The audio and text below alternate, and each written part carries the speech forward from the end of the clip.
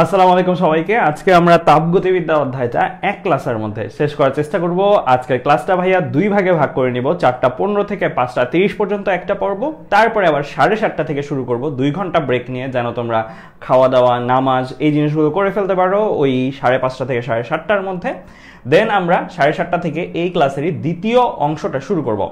So তোমরা দ্রুত জানিয়ে দাও কমেন্টে যে আমার ভয়েস ঠিকমতো শুনতে পাচ্ছ কিনা এবং স্ক্রিনে লেখা ঠিকমতো দেখতে পাচ্ছ কিনা। এই দুটো ইনফরমেশন ভাই একটু দ্রুত জানিয়ে দাও, আমার ভয়েস ঠিকমতো শোনা যাচ্ছে কিনা এবং স্ক্রিনে লেখা দেখা যাচ্ছে কিনা। এই দুটো ইনফরমেশন একটু জানিয়ে দাও, আমার ভয়েস ঠিকমতো শোনা যাচ্ছে কিনা, স্ক্রিনে লেখা দেখা যাচ্ছে কিনা। আমি একটু দেখে নিই, এখানে সবকিছু স্পষ্ট দেখা যাচ্ছে। ওকে, সবাই আমাকে সালাম দিচ্ছ। নোমান যুক্ত হয়ে গেছো, মিমি যুক্ত হয়ে গেছো, সাব্বির যুক্ত হয়ে গেছো, আমিনা জান্নাত যুক্ত হয়ে গেছো, আহাদ হোসেন, জুই, আজরিন, করিম, ঐশী, তানজিম, লোপা, তান্নু, ইমা, ইয়াশা অনেকেই যুক্ত হয়ে গেছো। সবাইকে আমার তরফ থেকে ওয়ালাইকুম আসসালাম। তো চলো আমরা আমাদের আজকের ক্লাসটা শুরু করে দিই। ফাহমিদা পিদি বলে ফেলছে অল ক্লিয়ার, নাফিস বলছে অল ক্লিয়ার, সাইমন ইসলাম অল ক্লিয়ার। ওকে, তাহলে বোঝা যাচ্ছে সবকিছুই ক্লিয়ার আছে। আচ্ছা, তো আমরা কিন্তু আগের ক্লাসে 2টা সৃজনশীল কভার করেছি, 5টা থেকে 6টা এমসিকিউ আসবে, এভাবে প্রিপারেশন নেওয়া হয়েছে। আগের ক্লাসটা ছিল পর্যাবৃত্ত গতি আর ব্যাংকিং এর উপর, রাইট? ওকে, এখন আমি তোমাদের একটু প্ল্যানটা সম্বন্ধে বলি, আমার প্ল্যান, পড়ানোর প্ল্যানটা সম্বন্ধে। আমরা ফিজিক্স ফার্স্ট পেপারে চিন্ময় অলরেডি ভেক্টর কভার করছে। আমি ছোট করে লিখি, ঠিক আছে? পুরোটা না লিখছি, ভেক্টর কভার করছে, আইডিয়াল গ্যাস। আচ্ছা, এরপরে মাঝখানে আমি ব্যাংকিং পার্টটা কভার করছি, দেন কভার করছি পিরিয়ডিক মোশন, তারপরে আমরা চিন্ময় কভার করছে আইডিয়াল গ্যাস। এই যে ফার্স্ট পেপারে আমার কাছে মনে হয় এখান থেকে তো দুইটা, এখান থেকে দুইটা সৃজনশীল, এখান থেকে একটা, এখান থেকে 1 বা 2 শিওর না আমরা, আইডিয়াল গ্যাস এখান থেকে 2টা। সো আশা করি এই সংখ্যক সৃজনশীলের প্রস্তুতি কিন্তু হয়ে গেছে। এমসিকিউর ক্ষেত্রে যদি বলি 12টা অনায়াসে এই জায়গাগুলো থেকে পেয়ে যাবা। তারপর আমরা ডেইলি ডোজ আকারে কিছু চ্যাপ্টার দিয়েছি, সেই ডেইলি ডোজ আকারে যে চ্যাপ্টারগুলো দিয়েছি সেগুলো নিয়ে আলোচনা বা সেইগুলো নিয়েও আলোচনা থাকবে আমাদের লাস্ট ক্লাসটা, কম্বাইন্ড ক্লাসটা, আমি আর চিন্ময় মিলে যে ক্লাসটা নিব, সেখানে কিন্তু আমরা যে চ্যাপ্টারগুলো পড়ালাম না সেগুলো নিয়ে আলোচনা থাকবে। আমাদের আজকের ক্লাসটার মাধ্যমে সেকেন্ড পেপারের জার্নি শুরু হচ্ছে। সেকেন্ড পেপারের ক্ষেত্রে কয়েকটা কথা বলবো ফার্স্ট পেপারের চেয়ে বাইরে, যে ফার্স্ট পেপারে ক্রিয়েটিভ কোশ্চেনে একটু ঘুরায় পেঁচায় প্রশ্ন বেশি দেয়। তোমরা যদি টেস্ট পেপারটা হাতে নাও দেখবা ফার্স্ট পেপারে একটু ঘুরায় পেঁচায় out of the box question আসলেও আসতে পারে। বাট সেকেন্ড পেপার এমন একটা জায়গা যেখানে টেমপ্লেট কোশ্চেন, আমরা যা যা প্রশ্ন করাবো সেগুলোতেই হয়তো মানের 10-এর জায়গায় 20, 20-এর জায়গায় 30 এভাবে আসবে। কারণ সেকেন্ড পেপারে যেহেতু একটু বেশি অ্যাপ্লিকেশন মূলক চ্যাপ্টারগুলো আছে, সেখানে দেখবা হুবহুই চলে আসতেছে, আশা করতে পারি আমরা এটা। সো সেকেন্ড পেপারের জন্য যদি দেখি, সেকেন্ড পেপারে আমরা কি কি করতেছি সেকেন্ড পেপারে। সো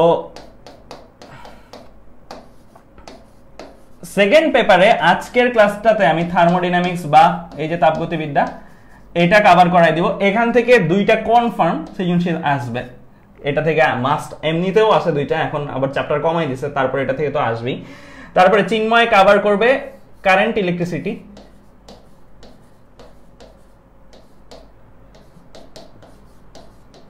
এইখান থেকেও 2টা কনফার্ম মোটামুটি বলা যায় আসবে। এরপরে আমরা এক্সট্রা যে ক্লাসটা নিব, এক্সট্রা ক্লাস মিন্স হচ্ছে আমাদের যে 6 নাম্বার ক্লাসটা, সেখানে আমরা মডার্ন ফিজিক্স নিয়ে যে জিনিসগুলো আসার মতন সেগুলো একটু দেখাই দিব।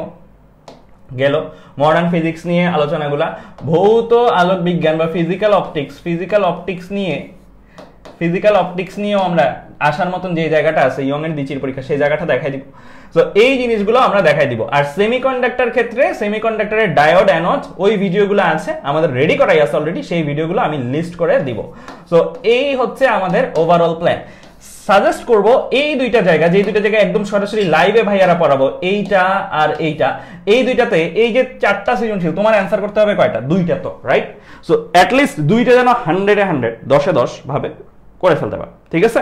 সো এই হচ্ছে আমাদের সেকেন্ড পেপার নিয়ে প্ল্যান। ওকে, তাহলে চলো থার্মোডাইনামিক্স চ্যাপ্টারটা শুরু করি। তো আমি প্রথমেই বলেছি থার্মোডাইনামিক্স চ্যাপ্টার এমন একটা চ্যাপ্টার যেখান থেকে দুইটা আসবেই কনফার্ম, কারণ এটা খুবই ইম্পর্টেন্ট একটা চ্যাপ্টার। আর মোরলেস যা পড়াবো ভাইয়া আজকে থেকেই আসবে। আজকে ক্লাসটা যদি কেউ 4টা থেকে রাত হবে একটু, এটা কিছু করার নেই, চ্যাপ্টারটা একটু বড় চ্যাপ্টার, বাট যতটুকুই পড়াচ্ছি সেই জায়গাটা যদি ভালো করে করতে পারো, আমার কাছে মনে হয় না থার্মোডাইনামিক্স চ্যাপ্টার নিয়ে অ্যাডমিশন পর্যন্ত কারো কোনো সমস্যা আর থাকবে। তাহলে চলো আমরা আমাদের আজকের ক্লাসটা শুরু করি। আজকের ক্লাসটা আমরা শুরু করি, চলো। ওকে, তাহলে তাপগতিবিদ্যা অংশে যেই জায়গাগুলোতে বেসিক লাগবে সেগুলো এক সাইডে থাকবে, যেই জায়গাগুলোতে ম্যাথ লাগবে সেগুলোও থাকবে। বেসিকের অংশগুলোর ব্যাখ্যামূলক ভিডিও সেগুলো কিন্তু আমি প্রোভাইড করে দিব, বাট যেগুলো এক্সামে আসবে, এক্সামে আসার মতন সেই জিনিসগুলো নিয়ে আমরা ডিটেলসে ইন ডেপথে আলোচনা করব। অলসো ম্যাথ করার জন্য ধর একটা বেসিক দরকার, ওই বেসিকটা না বুঝলে ওই ম্যাথে একটু ঘুরাই দিলেই তুমি পারবা না, এরকম টাইপের যে বেসিকগুলো আছে এগুলোও ভাইয়া ক্লাসে আজকে একদম শুরু থেকেই করাই দেবো, ঠিক আছে? ওকে ফাইন, তাহলে চলো আমাদের আজকের ক্লাসটা শুরু করি। আজকে একদম শুরুতেই আমরা যদি দেখি, ছোট্ট একটা সংজ্ঞা আছে তাপমিতিক বস্তু আর তাপমিতিক ধর্মের, জ্ঞানমূলকের জন্য লাগতে পারে। কোথায় লাগতে পারে? জ্ঞানমূলকের জন্য লাগতে পারে। এই সংজ্ঞাটা আমরা একটু বুঝে পড়বো, এটা আমাদের মুখস্থ করে দিতে হবে তা না, বুঝে পড়বো। পারদ থার্মোমিটারে তাপমাত্রা বাড়ালে পারদের প্রসারণ হয়, এইটা একটা লাইন। এই লাইনটা থেকেই তুমি দুইটা সংজ্ঞা দাঁড় করাইতে পারবা। পারদ এটা হচ্ছে তাপমিতিক বস্তু, আর প্রসারণটা হচ্ছে তাপমিতিক ধর্ম। তোমাকে যদি বলে তাপমিতিক বস্তু কাকে বলে, বলবা যে সকল বস্তুতে তাপমাত্রা বাড়ালে তার যে কোনো একটি ধর্মের উল্লেখযোগ্যভাবে পরিবর্তন হয়, সেটাকে আমরা কি বলবো? সেই বস্তুগুলাকে বলবো কি? তাপমিতিক বস্তু। মানে এটা নাউন, পারদ হইতে পারে, যে কোনো বস্তু হইতে পারে। তাপমিতিক ধর্ম হচ্ছে যেই ধর্মটা চেঞ্জ হয়, যেমন এখানে প্রসারণ ধর্মটার চেঞ্জ হচ্ছে। কার প্রসারণ? দৈর্ঘ্যের প্রসারণ, সাপোজ, ঠিক আছে? কারো ক্ষেত্রে ধর্মটা হইতে পারে বর্ণ একটা ধর্ম হইতে পারে, কারো ক্ষেত্রে ভোল্টেজ হইতে পারে ধর্মটা, মানে এক একজনের ক্ষেত্রে এক একটা, বাট এটা হচ্ছে ধর্ম। তো তাপমিতিক ধর্মের সংজ্ঞা দিতে বললে কি বলবা? তাপমিতিক বস্তুর তাপমাত্রা বাড়ালে বা কমালে যেই ধর্মের উল্লেখযোগ্য পরিবর্তন হয় সেই ধর্মটাকে আমরা কি বলি? তাপমিতিক ধর্ম বলি। ফাইন, ওকে। এখানে এমসিকিউর জন্য এই জিনিসটা ইম্পর্টেন্ট, এমসিকিউর জন্য এই জিনিসটা ইম্পর্টেন্ট। এই জায়গা থেকে এমসিকিউ আসতে পারে। এখানে কি দেওয়া আছে এই টেবিলটাতে? এই টেবিলটাতে কয়েকটা থার্মোমিটার, আর ওই থার্মোমিটারগুলোর তাপমিতিক ধর্ম। যেমন পারদ থার্মোমিটারের জন্য তাপমিতিক ধর্ম কে ছিল? দৈর্ঘ্য প্রসারণ। এই যে দেখো, মার্কারি ইন গ্লাস থার্মোমিটার, পারদ থার্মোমিটারের জন্য দৈর্ঘ্য প্রসারণটা একটা ধর্ম, তাই তো? সো কার জন্য তাপমিতিক ধর্ম কি? টেবিলে দেওয়া আছে সুন্দর করে। স্থির আয়তন গ্যাস থার্মোমিটারের জন্য চাপ হচ্ছে তাপমিতিক ধর্ম, স্থির চাপ গ্যাস থার্মোমিটারের জন্য আয়তন হচ্ছে তাপমিতিক ধর্ম। সো এরকম করে দেওয়া আছে। বিশেষ করে এখানে ভুল করলে করবা এই জায়গাটাতে, থার্মোকাপল কি? একটা থার্মোমিটার। এই থার্মোমিটারের তাপমিতিক ধর্ম কি? ভোল্টেজ বা ইএমএফ, ঠিক আছে? এটা বেশি আসার সম্ভাবনা, আর বাকিগুলো নাম থেকেই বোঝা যায় কি হইতে পারে, ঠিক আছে? ওকে ফাইন, তাহলে আমরা এই জায়গাটা বুঝলাম যে এখানে কি আসতে পারে এমসিকিউ রিলেটেড। এরপরে সামনের দিকে আগে। আচ্ছা, আরেকটা জিনিস বলে রাখি, আমার ক্লাস যদি সবাই জানো, আমার কাছে আমি স্লাইড প্রোভাইড করে দিই, স্লাইডটা প্রোভাইড করে দিই। সো যেই জিনিসগুলো ভাইয়া লিখতে বলবো সেগুলোই লিখবা, যেগুলো লিখতে বলবো না সেগুলো লিখার দরকার নাই। আর আমি ব্রেক টাইমের মধ্যে আমি স্লাইডটা প্রোভাইড করে দিব, ব্রেক টাইমে, ঠিক আছে? আচ্ছা, সো আমরা আজকের ক্লাসে যতটুকু লিখতে বলবো ততটুকু লিখবা, যেগুলো লিখতে বলবো না সেগুলো স্লাইডেই থাকবে। ফাইন, এখানে দুইটা জিনিস দেওয়া আছে। প্রথমত, একটা বস্তুর অবস্থান জানতে চাইলে তার কি একটা প্রসঙ্গ লাগে, এই প্রসঙ্গ নিয়ে ব্যাখ্যা দেওয়া আছে। যেমন এই লোকটা এখানে আছে, এই লোকটা কোথায় আছে এটা যদি জানতে চাই আমরা বলতে পারি মৃত গাছটা থেকে 5 পরিমাণ ডানে, অথবা এইভাবে বলতে পারি এই লোকটা আছে মৃত গাছটা থেকে 5 পরিমাণ ডানে, আর ক্রিসমাস ট্রিটা থেকে কত, এখান থেকে দুটো কত, 7 পরিমাণ বামে, ঠিক আছে? তার মানে এই যে গাছগুলা কি হিসেবে কাজ করছে? প্রসঙ্গ হিসেবে কাজ করছে।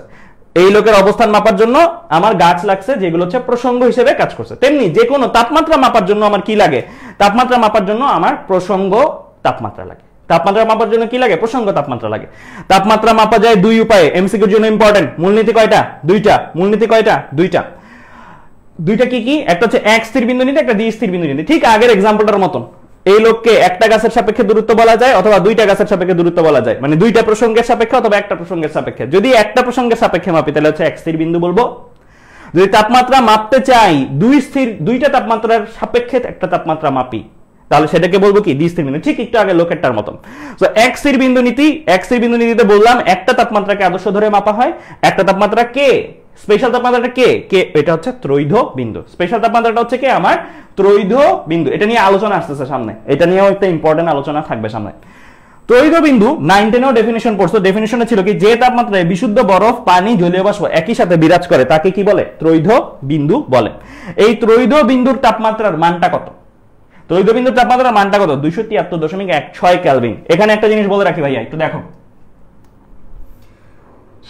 এই যে 273.16 কেলভিন এটা কিন্তু সব সময় না এটা স্পেশাল একটা চাপে এটা কি সব সময় নো এটা স্পেশাল একটা চাপ তড়িৎ বিন্দু কিন্তু শুধু একটা তাপমাত্রার মান না বরং একটা সুনির্দিষ্ট চাপে একটা তাপমাত্রার মান সুনির্দিষ্ট চাপে একটা সুনির্দিষ্ট তাপমাত্রার মান ঠিক আছে এটা কিসের উপর খেয়াল রাখতে হবে যে একটা চাপের সাথে সে রিলেটেড ঠিক আছে এটা নিয়ে একটু পরে আলোচনা আসতেছে আর এই যে 0.16 এর উপরে ভাইয়া দাগাইলাম এই 0.16 অংশটা অনেক সময় আমরা ইউজ করব না ডাইরেক্টলি 273 ইউজ করেও কাজ করব ঠিক আছে যদি কোনো সময় অপশনে দেখো দুইটা অপশনই আছে বললো পানির তড়িৎ বিন্দু কত দুইটা অপশনই আছে একটা অপশন হচ্ছে 273 আরেকটা অপশন হচ্ছে 273.16 তুমি কোনটা দাগাবা তুমি অবশ্যই এটা দাগাবা ঠিক আছে যদি অপশনে 273.16 না থাকে তাহলে তোমার তড়িৎ বিন্দু যদি দাগাইতে বলে কোনটা দাগাবা এটা দাগাবা কেমন বুঝা গেছে ওকে অপশনে যদি পয়েন্ট সহ থাকে তাহলে 0.16 টা না থাকলে 273 ই তড়িৎ বিন্দু আমরা বলি ঠিক আছে ওকে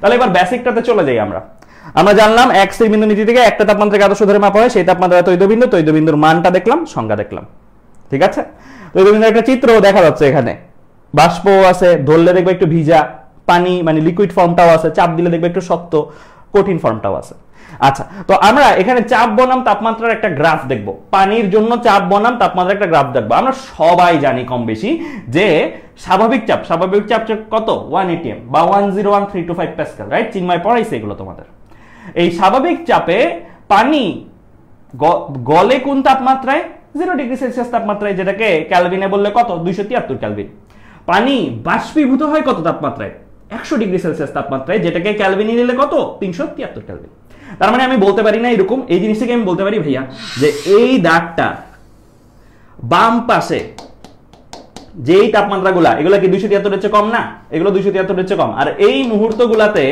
পানি কি অবস্থায় আছে এই দাগ এই পয়েন্টগুলাতে পানি বরফ অবস্থায় আছে দেখাই যাচ্ছে বরফ অবস্থায় আছে এই দাগের ডান পাশে যদি যাই ডান পাশে যাওয়া মানে কি কত থেকে বাড়তেছো 0 ডিগ্রি থেকে বাড়তেছো যাও এই পয়েন্টগুলোতে তুমি পানিকে এই পয়েন্টগুলো কিন্তু এক একটা তাপমাত্রা এই পয়েন্টে একটা তাপমাত্রা এই পয়েন্টে একটা তাপমাত্রা কিন্তু কার মধ্যে 100 ডিগ্রি 0 ডিগ্রি আর 100 ডিগ্রির মধ্যে এই পয়েন্টে H2O কোন ফর্মে আছে লিকুইড মানে পানি ফর্মে আছে এই দাগের ডান পাশে যদি তুমি যাও তাহলে তুমি কি 100 ডিগ্রির চেয়েও বেশি যেতে যাচ্ছ তাহলে এখানে H2O কে কোন ফর্মে পাবা এই জায়গায় এগুলো কিন্তু এক একটা তাপমাত্রা কোন ফর্মে পাবা বাষ্প ফর্মে এইটুকু আমরা সবাই বুঝছি রাইট এটা নিয়ে কারো কোনো কনফিউশন নাই ঠিক আছে এখন আসি এটা তো স্বাভাবিক চাপ যদি আমি চেঞ্জ করি তাহলে এই গলনাঙ্কটা কি এত ডিগ্রি থাকবে না 9-10 এর পড়া যদি আমরা চাপটা বাড়াইলাম কি করলাম চাপটা বাড়াইলাম কি হইছে চাপটা বাড়ানো তো এই নীল পয়েন্টটা দেখছো খেয়াল করে আবার দেখো অ্যানিমেশনটা কি হইছে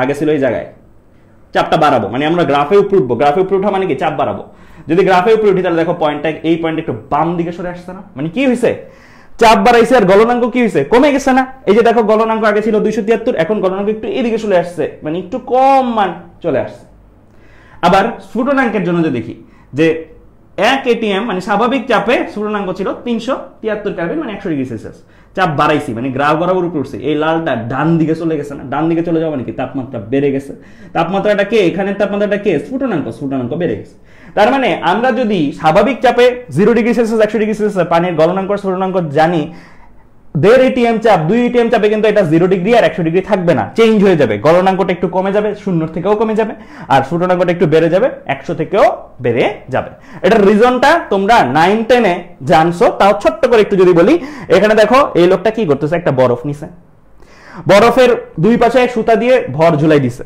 এই যে দেখো পানির বোতল দিয়ে ভর ঝুলাই দিছে তাহলে বরফের এই যেই জায়গায় চাপটা পড়ছে সেই জায়গাটা কেটে যাচ্ছে না কেটে যাচ্ছে মানে কি সেই জায়গাটা গলে যাচ্ছে যেই জায়গায় সুতাটা ঝুলাইছে সেই জায়গাটাই গলতেছে চারপাশের বরফ গলে না তার মানে কি যেখানে চাপ পড়ছে সেখানের গলনাঙ্কটা কমে গেছে গলনাঙ্ক কমে যাওয়াতেই তো গলে গেছে রাইট গলনাঙ্ক কমে গেছে তাই গলে গেছে পাশের গুলো গললো না কেন পাশের গুলোর জন্য চাপ নাই গলনাঙ্ক আগের মতনই আর এই লোকটা যেখানে আছে ধরে নাও এই লোকটা 0 ডিগ্রি সেলসিয়াসের জায়গায় আছে ধরে নাও এই লোকটা কি কোথায় আছে 0 ডিগ্রি সেলসিয়াসের জায়গায় আছে তাহলে পাশের গুলা গলতেছে না বা একদম 0 ডিগ্রির চেয়ে কম জায়গায় আছে গলতেছে না বাট যে জায়গায় চাপ পড়ছে সেই জায়গাটা গলা শুরু করছে তাহলে বোঝা গেল না এটা চাপ বাড়াইলেও গলনাঙ্ক কমে গেছে গলা শুরু করছে ঠিক আছে আবার স্ফুটনাঙ্কের ব্যাপারটা প্রেসার কুকারে আমরা রান্না যখন করি, প্রেসার কুকারে রান্না করার সময় তোমরা সবাই আসলে রিলেট করতে পারবা এটা।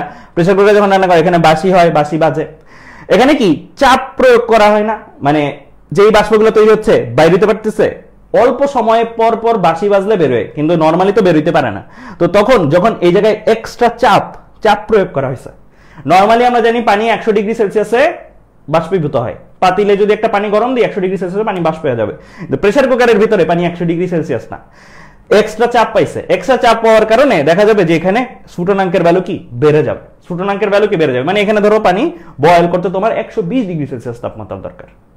এর জন্যই খেয়াল করলে দেখবার প্রেসার কুকারে রান্না করতে কম সময় লাগে। কেন? কারণ প্রেসার কুকারে যে এই যে মাংসগুলো রাখা হয়, প্রেসার কুকারের ভেতরের তাপমাত্রা কত, পানির গলনাঙ্ক স্ফুটনাঙ্ক হচ্ছে 120 ডিগ্রি হলে 120 ডিগ্রি।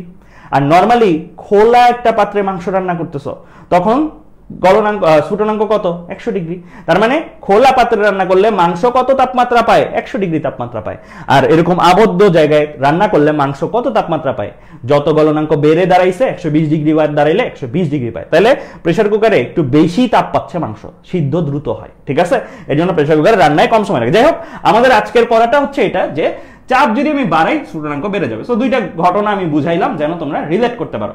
আচ্ছা, তাহলে আমি যদি চাপ কমাই তাহলে কি গ্রাফগুলো এদিকে চলে আসবে না? তো চাপ আমি কমাই, চাপ যদি কমাই দিই তাহলে গ্রাফগুলো এই পয়েন্টটা দেখো নিচে নেমে যাবে। দেখো কি হয়েছে, চাপ বাড়াইছিলাম, এটা বাম দিকে গেছে, এটা ডান দিকে গেছে। চাপ কমাইলে উল্টাটা হবে না, উল্টা ইফেক্ট। উল্টা ইফেক্ট বলতে কি বোঝাচ্ছি, চাপ বাড়াইলে যদি গলনাঙ্ক কমে, চাপ কমাইলে গলনাঙ্ক বাড়া উচিত, তাই হয়েছে। এই যে চাপ কমাইছি, গলনাঙ্ক বেড়ে গেছে। বেড়ে যাওয়া মানে কি, গ্রাফ বরাবর ডানে সরে যাওয়াই তো বেড়ে যাওয়া, তাপমাত্রা না তাপমাত্রা। ওকে, একইভাবে চাপ যদি কমাই তাহলে স্ফুটনাঙ্ক কি কমে গেছে। তাহলে দেখো একটা মজার বিষয়, এই জায়গায় যদি আমরা কোনো তাপমাত্রা কোনো চাপে বসি তাহলে দেখবো বরফ রূপে পাচ্ছি, এই জায়গায় বসলে পাবো পানি রূপে, এই জায়গায় বসলে পাবো বাষ্প রূপে। এখানে একটা লাইন টানলাম, এখানে একটা লাইন টানলাম। লাইন টানলে যেটা হয় মজার বিষয়, এই লাইনটার, এই যে লাইনটা আছে, এই লাইনটার নীল যে লাইনটা, হ্যাঁ, এই নীল লাইনটার উপরে বৈশিষ্ট্য কি, এখানে কি পানি না বরফ না লিকুইড, রাইট? একটা মাঝামাঝি অবস্থা। গলনাঙ্কতে কি সে কি থাকে, পুরোপুরি বরফ? নো। পুরোপুরি পানি? না। ট্রানজিশন অবস্থায় থাকে, মানে না পানি না বরফ, দুইটা অবস্থায় মোটামুটি বিরাজ করে। এই লাল দাগটা বরাবর কি বিরাজ করে, লাল দাগটা বরাবর না সে পানি না সে বাষ্প, রাইট? তাহলে খেয়াল করে দেখো, এখানে না সে পানি না সে বরফ, এখানে না সে পানি না সে বাষ্প, মানে দুইটাই আছে এখানে, দুইটাই আছে এখানেও। তাহলে এই জায়গায় এই লাল আর নীল যেখানে মিলিত হয়, খেয়াল করে দেখো, লাল আর নীল গ্রাফ দুইটা যেখানে মিলিত হয়, এই পয়েন্টটাকে আমরা কি বলবো, না পানি না কমপ্লিটলি বরফ না কমপ্লিটলি বাষ্প, তিনটাই অল্প অল্প করে বিরাজ করতেছে। তাহলে এই পয়েন্টটাকে আমরা নাম দিই কি, ত্রৈধ বিন্দু। এটাকেই নাম দিই কি, ত্রৈধ বিন্দু। এন্ড এটা যেই চাপে পাওয়া যায় সেটাই সেই আমার 0.006 এটিএম, আর এটা যেই তাপমাত্রায় পাওয়া যায় এটাই সেই 273.16 কেলভিন। ঠিক আছে, এই গ্রাফটা দিলাম কেন, এই গ্রাফটা উদ্দীপক আকারে দিতে পারে, এই গ্রাফটা উদ্দীপক আকারে দিতে পারে। এই গ্রাফটা থেকে তোমাকে এই জায়গায় কোন একটা মান আননোন রেখেও অপশনে জানতে চাইতে পারে। ঠিক আছে, আমি একটু বেসিকটা বুঝাই দিলাম, বুঝা গেছে ত্রৈধ বিন্দুর বেসিকটা। এখানে না সে কমপ্লিটলি পানি না সে কমপ্লিটলি বাষ্প না সে কমপ্লিটলি বরফ, তিনটাই আছে বিরাজ করে। ওকে, এবার চলো আমরা সামনের দিকে যাই। আমরা এক্সের বিন্দু নিতে পড়তেছিলাম, তাপমাত্রা মাপতে চাই। তাপমাত্রা মাপার জন্য আদর্শ তাপমাত্রা কাকে ধরা হয় সেটা নিয়ে একটু বিস্তারিত আলোচনা করলাম, ত্রৈধ বিন্দু। এখন ফর্মুলাতে চলে যাব, কিভাবে কিভাবে আমরা এক্সের বিন্দুতে তাপমাত্রা মাপি। এখানে ডেরিভেশন আছে, ডেরিভেশন লাগবে না আমাদের, ডেরিভেশনটা কেউ চাইলে রেখে নিতে পারো, কিন্তু আমরা ডিরেক্টলি লাগবে কোনটা, এটা এটা সবাই একটু খাতায় লিখো তো, সবাই একটু খাতায় লেখো। টি হচ্ছে, ধরো আমরা কি করতে যাচ্ছি, তাপমাত্রা বের করতে যাচ্ছি, রাইট? ধরো কোন একটা বস্তু, সাপোজ এই কলমটা নিয়ে এই কলমের তাপমাত্রা বের করতে চাই, বা এই মোবাইলটা নিয়ে মোবাইলের তাপমাত্রা বের করতে চাই, যে কোনো একটা বস্তুর তাপমাত্রা আমরা বের করতে চাই। এইটাই সেই তাপমাত্রা, যেই বস্তুটারই তাপমাত্রা বের করতে, এটাই সেই নির্ণয় তাপমাত্রা। এক্স কি, এক্স হচ্ছে তাপমিতিক ধর্ম। ওই যে তাপমিতিক ধর্ম নিয়ে একটু আগে আলোচনা করছিলাম। এই মোবাইলটা যেই থার্মোমিটার দিয়ে তুমি তাপমাত্রা মাপবা, সেই থার্মোমিটারটা এই মোবাইলের গায়ে লাগাও। লাগানোর পরে তুমি দৈর্ঘ্য বা রোধ বা ভোল্টেজ, তাপমিতিক ধর্ম তো অনেকগুলো হয়, দেখাইছি একটু আগে, সেইগুলো লাগে তুমি দেখবা যে কত মান দেয় তাপমিতিক ধর্মের, সেই মানটাকে আমরা বলতেছি কি এক্স, সেই মানটাকে বলতেছি কি এক্স। তাহলে টি হচ্ছে কি, যেই বস্তুর তাপমাত্রা মাপতে চাই সেই বস্তুর তাপমাত্রার মান। এক্স হচ্ছে কি, যেই বস্তুর তাপমাত্রা মাপতে চাই সেই বস্তুতে থার্মোমিটার লাগানোর ফলে তাপমিতিক ধর্মের যে মান পাই। এক্স টি আর কি, যে বস্তুটার তাপমাত্রা মাপতে চাই সেই বস্তুটাকে যদি তুমি কিসে নাও, সেই বস্তুটাকে তুমি যদি ত্রৈধ বিন্দুর তাপমাত্রায় নাও, মানে ওই যে 273.106 কেলভিন তাপমাত্রা, তখন যখন তুমি এই বস্তুটাকে 273.106 কেলভিন তাপমাত্রায় তখন থার্মোমিটার লাগাইলে কি পাবা? এই থার্মোমিটার একটা নতুন তাপমাত্রিক ধর্ম পাবা না? নরমালি একটা তাপমাত্রিক ধর্মের মান পাবা, এই বস্তুটা 273.106 কেলভিনে গেলে লাগাইলে তখন কিন্তু আরেকটা তাপমাত্রিক ধর্মের মান পাবে, সেই মানটাকে বলবো কি এক্সটিআর। ঠিক আছে, তাহলে আমার এক্স আর এক্সটিআর যদি থাকে তাহলে আমি কি বের করতে পারি? টি বের করতে পারি। প্রত্যেকটা পরিচয় দেওয়া আছে। টি হচ্ছে নির্ণয় তাপমাত্রা, এক্স হচ্ছে নির্ণয় তাপমাত্রায় তাপমাত্রিক ধর্ম, এক্সটিআর হচ্ছে ত্রৈধ বিন্দুতে তাপমাত্রিক ধর্ম। ঠিক আছে, বোঝা গেছে? স্ক্রিনশট নাও, স্ক্রিনশট নাও, স্ক্রিনশট নাও। T equal to x by XTR slide দিব, তারপরও স্ক্রিনশট নাও। কেন? কারণ আমি যখন ম্যাথ করাবো তখন আবার ব্যাক পেজে এসে ফর্মুলা নিতে পারবো না, আমরা ম্যাথ করানোর সময় ডিরেক্ট ফর্মুলা বসায় ম্যাথ করবো। T equal to x by XTR into 273.16। Okay, প্রথম প্রশ্ন, পানির ত্রৈধ বিন্দুতে থার্মোমিটারের রোধ 10 ওহম। পানির ত্রৈধ বিন্দুতে থার্মোমিটারের রোধ 10 ওহম। যখন রোধ 20 ওহম হয় তখন তাপমাত্রা কত? তাহলে আমরা বলছি রোধ কি একটা তাপমাত্রিক ধর্ম, এটা কখন? এটা ত্রৈধ বিন্দুতে। ত্রৈধ বিন্দু মানে কত তাপমাত্রা? 273.106 কেলভিন তাপমাত্রা। তাহলে এই যে ভ্যালুটা আমরা এখানে পাচ্ছি, এই যে ভ্যালুটা এখানে আমরা পাচ্ছি, এটাকে কি বলতাম? এটাকে বলবো এক্সটিআর, রাইট? ত্রৈধ বিন্দুতে তাপমাত্রিক ধর্মের মান। আর এটা নির্ণেয় তাপমাত্রা, যে কোনো একটা নির্ণেয় তাপমাত্রা, নির্ণেয় তাপমাত্রা যদি টি হয় সেখানে যে তাপমাত্রিক ধর্মটা পাই সেই তাপমাত্রিক ধর্মটাকে আমরা বলবো কি শুধু এক্স, রাইট? আমরা তো ফর্মুলা জানি, ফর্মুলা ইকুয়াল টু কি? ফর্মুলা আমাদের ছিল T equal to x by XTR into 273.16। বসায় দাও, জাস্ট বসায় দাও। এই ভ্যালুটারে নিয়ে এখানে বসায় দাও, এই ভ্যালুটারে নিয়ে এখানে বসায় দাও, বাস কাজ শেষ। জাস্ট বসায় দাও, বসায় দিলে দেখো কত আসে। 20/2 আসবে, 273.106 যদি গুণ দিই 5 4 6.16 তোমরা ক্যালকুলেটরে বসাইতে পারো, ক্যালকুলেটরে বসালে দেখো এত আসবে। ঠিক আছে, তাহলে এটাই হচ্ছে আমার নির্ণয় তাপমাত্রা। ঠিক আছে, এগুলো কোথায় আসবে? এগুলো আমার এমসিকিউ তে আসবে। এগুলো কোথায় আসবে? এগুলো আমার এমসিকিউ তে আসবে। কেমন? বুঝা গেছে? ক্লিয়ার? এগুলো আমার এমসিকিউ তে আসবে। ঠিক আছে, ওকে ফাইন। এবার আমি চলে যাই সামনে। এগুলো এমসিকিউ প্রবলেম। ঠিক আছে, এগুলো এমসিকিউ তে আসবে। ওকে, বোঝা গেছে তাহলে প্রবলেমটা? এই টাইপের প্রবলেমগুলো আমরা ইজিলি পারবো একদম, জাস্ট ফর্মুলা বসানো আর কিছু না। টাইপ ভার্সনটা দেখো, ডিরেক্টলি যখন করবা এভাবে করে ফেলবা। ঠিক আছে, এগুলো রিটার্নে আসার কথা না। আচ্ছা, এবার আমি চলে আসি এরপরে। আমরা এক স্থির বিন্দু নীতি দেখলাম, একটা ম্যাথ দেখলাম। এবার দ্বি স্থির বিন্দু নীতি দেখে একটা ম্যাথ দেখবো। দ্বি স্থির বিন্দুতে কয়টা তাপমাত্রাকে আদর্শ ধরা হয়? দুইটা তাপমাত্রাকে আদর্শ ধরা হয়। দুইটা তাপমাত্রা কে কে? প্রথমটা হচ্ছে আমাদের সবার পরিচিত গলনাঙ্ক, দ্বিতীয়টা হচ্ছে সবার পরিচিত স্ফুটনাঙ্ক। এটাকে আমরা কয়েকটা নামে ডাকি, নামগুলো সম্বন্ধে খেয়াল থাকতে হবে, ভালো গুরুত্ব থাকতে হবে নামগুলো সম্বন্ধে। নিম্ন স্থির বিন্দুকে কি কি নামে ডাকা যায়? ডাকা যায় বরফ বিন্দু। ঊর্ধ্ব স্থির বিন্দুকে কিভাবে ডাকা যায়? ঊর্ধ্ব স্থির বিন্দুকে ডাকা যায় বাষ্প বিন্দু। কেমন? আচ্ছা, সহজ কথায় বলতে গেলে যে তাপমাত্রায় পানি বাষ্পে বরফে পরিণত হয় অথবা বরফ পানিতে পরিণত হয়, এটাকেই আমরা এভাবে লিখতে পারি, মানে দুইটা থেকে দুইটাই হতে পারে, এটা থেকে এখানেও যেতে পারে, এটা থেকে এখানেও আসতে পারে।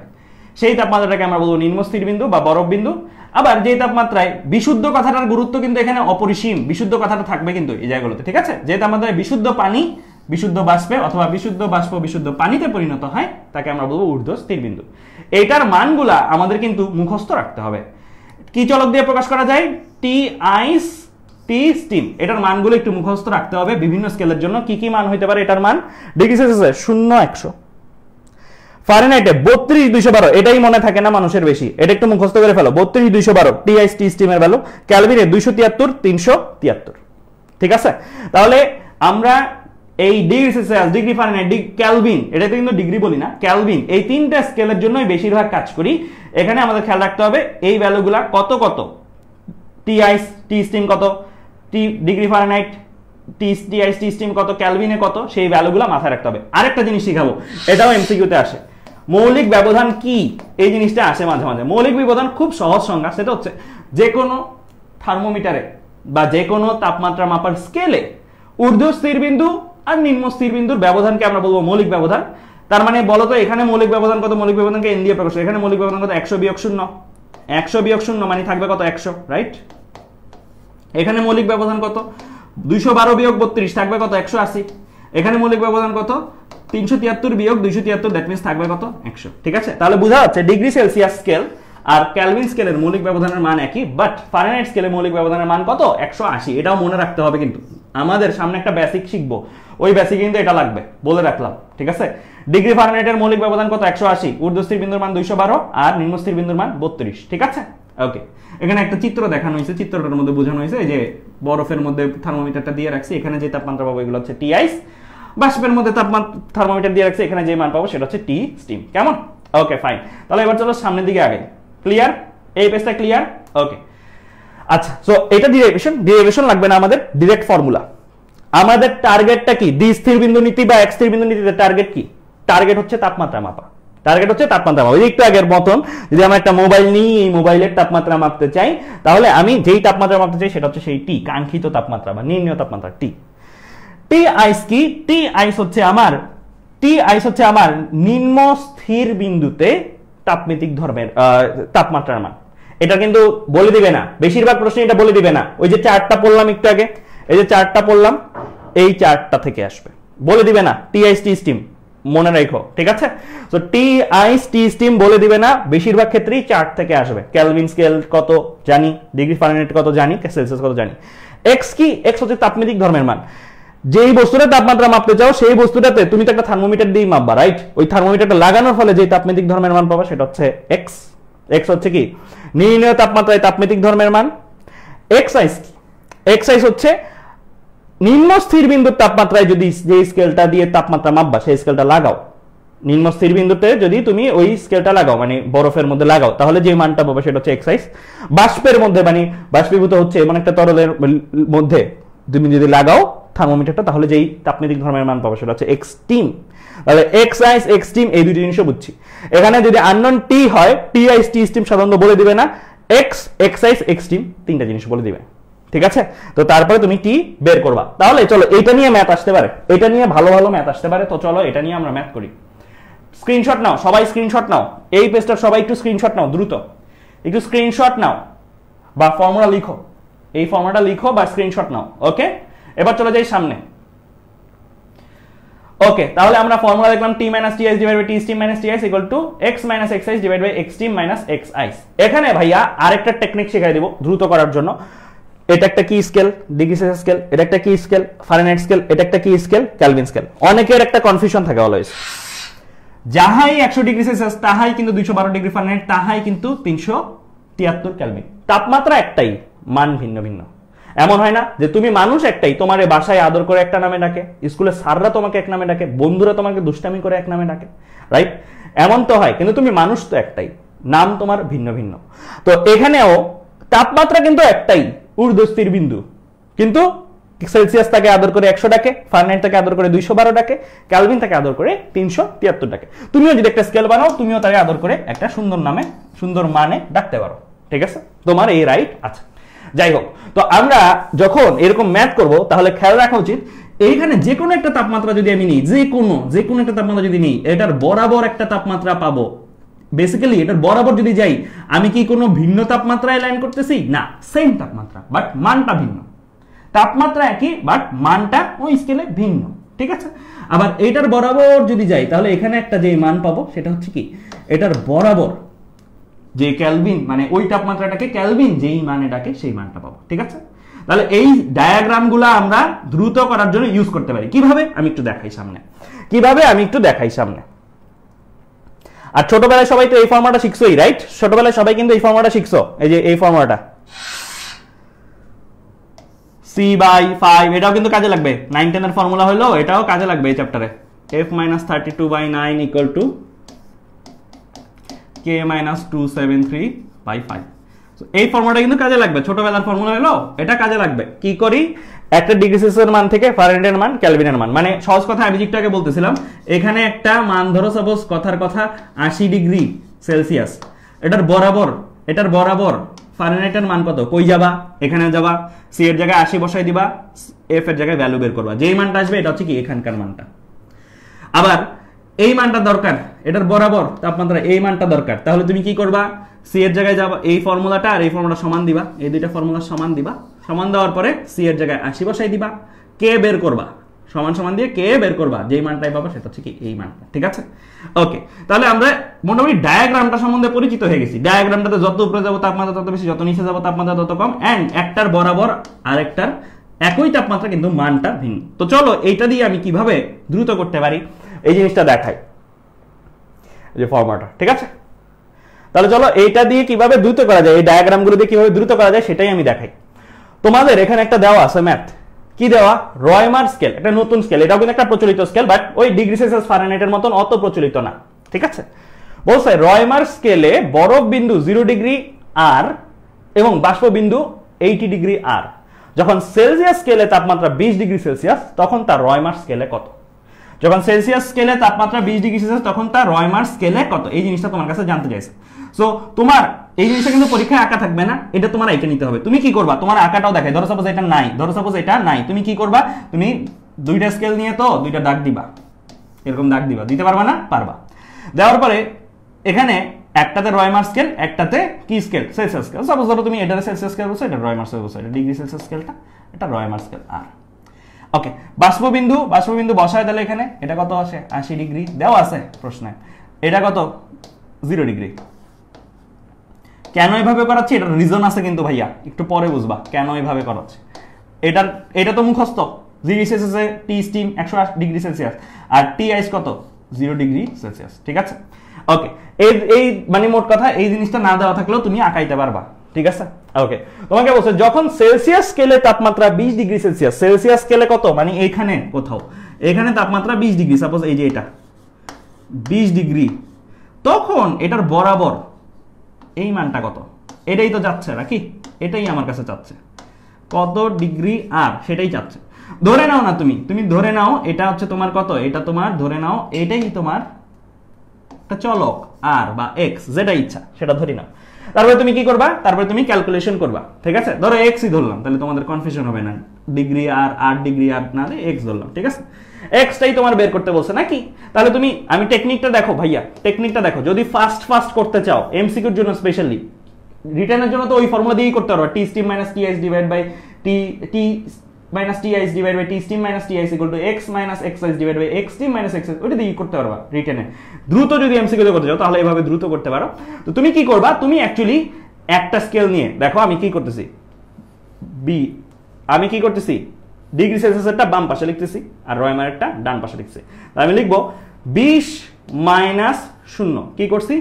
এইটা বিয়োগ এটা, এটা বিয়োগ এটা, ডিভাইডেড বাই 100 মাইনাস 0, 100 মাইনাস 0। আমি এইভাবে করি, এটা বিয়োগ নিচেরটা, উপরেরটা বিয়োগ নিচেরটা, এইভাবে একটা ভাগ শেষ। এর পরের অংশটাতে আসি, পরের অংশটাতে যদি দেখি তাহলে কি করব? x minus 0, x minus 0 divided by কত?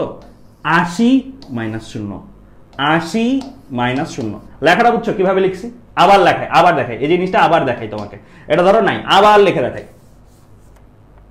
প্রথমে সমান সমান দিবা, দুইটা দাগ দিবা, দিলা। একটাতে যখন কাজ করবা, যেই মানটা ডিভাইড বাই নিচের মানটা,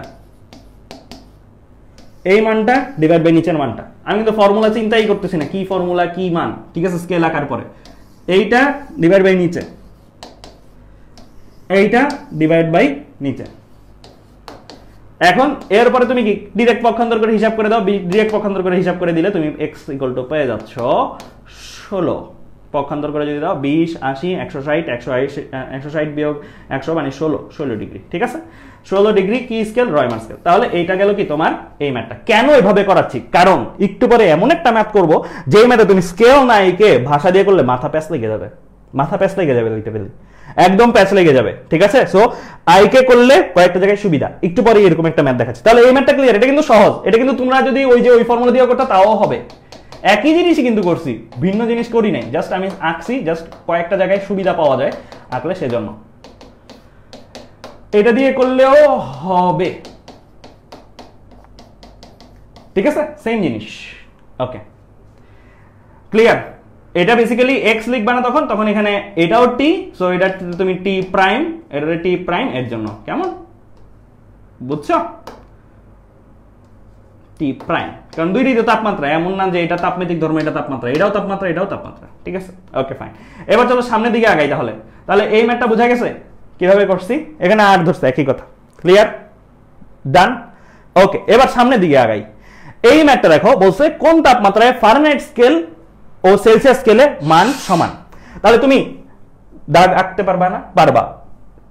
টি স্টিম টি আইস লিখতে পারবা না? 100 ডিগ্রি সেলসিয়াসেরটা ফারেনহাইট থেকে 212-32 লিখলা। তারপরে তুমি তোমার বলছো সেলসিয়াস অফ ফারেনহাইট স্কেল সমান মান দিবে, মানে যাহাই সি তাহাই এফ হইতে হবে। তাহলে তুমি ধরে নাও না এখানে কোথাও যে কোনো এক জায়গায় ধরে নাও, ধরো এটা তোমার সি আর এটার বরাবর যেই মানটা আসবে এটার মানটা এফ, এবং শর্ত দেওয়া কি সি আর এফ সমান মান বিশিষ্ট। নরমালি আমরা জানি এটা আর এটা সেম তাপমাত্রা, মান আলাদা হয়, কিন্তু বলছে এমন একটা তাপমাত্রা তুমি সি এর বের করো যেই তাপমাত্রায় সি এর যা মান ওটার বরাবর ফারেনহাইটের মানটাও সমানই হইতে হবে। নরমালি কিন্তু সমান হয় না, নরমালি 100 বরাবর দেখো 212, 0 বরাবর দেখো 32, এমন একটা সি বের করো যেটার বরাবর যে এফ আসবে ভ্যালুগতভাবে দুইজন সমান। তো আমার এই জিনিসটা যদি জানতে চাই তাহলে আমি কি করব? আমি ওই যে ফর্মুলা শিখাইছি ভাইয়া, কি করব? প্রথমে সমান সমান দিব, এখানে একটা দাগ দিব, এখানে একটা দাগ দিব, তারপরে লিখবো এইটা বিয়োগ এইটা, এইটা বিয়োগ এটা, তারপরে এখানে কি করব? এইটা বিয়োগ এটা, এইটা বিয়োগ এটা দিয়ে তারপরের লাইনে আমি হিসাব করব। তারপর লাইনে হিসাব করব, এখানে শর্ত দেওয়া আছে একটা, শর্তটা বসাই দিই, এরপরের লাইনে সি সি এর মতন থাক, এটা এটার মতন থাক, এফ কে সি বানাই দিই, কারণ যাহাই এফ তাহাই সি। এরকম কিন্তু অনেক ভাবে দিতে পারে, বলতে পারে সেলসিয়াস ফারেনহাইট স্কেলের দ্বিগুণ মানে C equal to 2f, C equal to 3f, এরকম বিভিন্ন কিছু দিতে পারে। একই কথা তুমি জাস্ট বসাই দিবা, মান এফ এর জায়গায় সি বসাই দিস। তারপর লাইনে পক্ষান্তর করো, পক্ষান্তর করে সি বের করো -40, পক্ষান্তর করে সি বের করো, দেখবা -40। তাহলে যাহাই -40 ডিগ্রি সেলসিয়াস তাহাই কি -40 ডিগ্রি ফারেনহাইট। তার মানে আমরা মাঝখানে দিছি, কিন্তু অ্যাকচুয়ালি এটা এখানেও না। অ্যাকচুয়ালি যদি আমি কমপ্লিটলি নতুন করে আঁকতে চাই, তোমার আঁকা লাগবে না, পরীক্ষা হলে কিন্তু তোমার আঁকা লাগবে না, কিন্তু আমি বোঝানোর জন্য বলতেছি। তোমার যদি নতুন করে আঁকতে চাও তাহলে কি তোমার আসলে এটা নিচে যাইতে হবে, এখানে -40 যে মানটা এইটার বরাবর এটারও নিচে যাইতে হবে, এটার বরাবর যে মানটা আসবে এটাও -40 ডিগ্রি, এটা ফারেনহাইটে, এটা সেলসিয়াস। ঠিক আছে, বুঝা গেছে? ওকে, তাহলে চলো এবার ওই যে কনফিউশন ক্রিয়েট করতে পারে এরকম ম্যাথগুলাতে যাই। এখানে যদি কঠিন দেয় কিছু, কনফিউশন ক্রিয়েট করতে পারে, তাহলে আমরা ওইটাতে যাই, ত্রুটিপূর্ণ ম্যাথ আগে করে নিই। ঠিক আছে, ওকে, তাহলে এবার চলো যাই সামনে আগাই, কেমন? ওকে, তাহলে আশা করি এই জিনিসটা তোমরা পারবা, দেখছো? ঠিক আছে, ওকে। আচ্ছা, এবার চলো এই ম্যাথটাতে বসে কোন ত্রুটিপূর্ণ থার্মোমিটারে নিম্ন স্থিরাঙ্ক 0.5 ডিগ্রি ও ঊর্ধ্ব স্থিরাঙ্ক 101 ডিগ্রি, 30 ডিগ্রি সেলসিয়াস তাপমাত্রায় ওই থার্মোমিটারের পাঠ কত? আঁকতে পারবা? একটা বলছে ত্রুটিপূর্ণ স্কেলের জন্য এঁকে ফেলবা, নিচেরটা কত মান 0.5, উপরেরটা কত মান 101, দিছো, ক্লিয়ার। এরপরে আরেকটা স্কেল যেটা, সেটা কি ডিগ্রি সেলসিয়াসের নিচেরটা কত মান 0, উপরেরটা কত মান 100, নিচেরটা কত মান 0, উপরেরটা কত মান 100। তাহলে তুমি এখন কি করবা? তোমার টার্গেট হচ্ছে 30 ডিগ্রি সেলসিয়াস তাপমাত্রা, কোথাকার? এখানের 30 না এখানের? ডিগ্রি সেলসিয়াস, মানে ডিগ্রি সেলসিয়াস স্কেলে এইখানে যদি 30 হয় তাহলে এটার বরাবর এইখানে মানটা কত এটা জানতে চাইছে, এইখানে মানটা কত জানতে চাইছে। তো আমি ধরে নিই এখানের মানটা x, আমার xটা বের করতে হবে। তাহলে আমি হিসাব করব, হিসাব যদি করি তাহলে আমি কিভাবে করব? কিভাবে করব?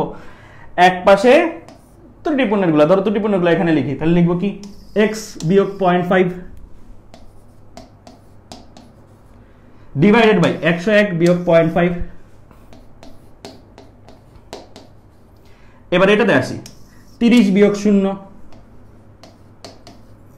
ডিভাইডেড বাই কত?